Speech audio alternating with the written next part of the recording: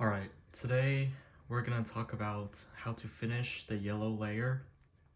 So last time we did the 4 yellow edges. So now to finish the yellow layer, all we need to worry about are the 4 yellow corners. So let's do that. So the first step of solving the yellow corners is that you want to flip the cube upside down so that white is facing up. And now, you see, for this example, blue is facing us. So for this step, you want to make sure blue always faces us, okay? You cannot rotate like this while doing the yellow corners.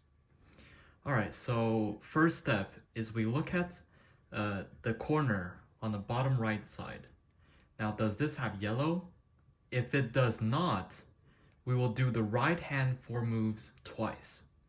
So we see that, okay, this corner here does not have yellow, then we will do the 4 moves twice. So U, R, U prime, R prime. U, R, U prime, R prime. Now, does it have yellow? Yes. So now you may be wondering, okay, well, the white side is all messed up. How are we gonna fix it? Don't worry about that.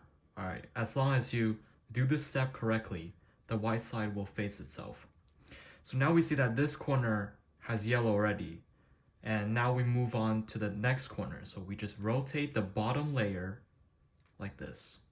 We turn it like this. Now we look at this corner here. Does it have yellow? It does not.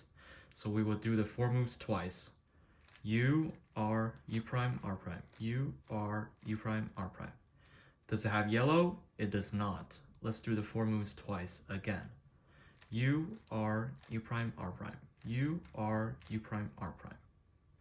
Now you see that the white face is all back together and we have a completed yellow face.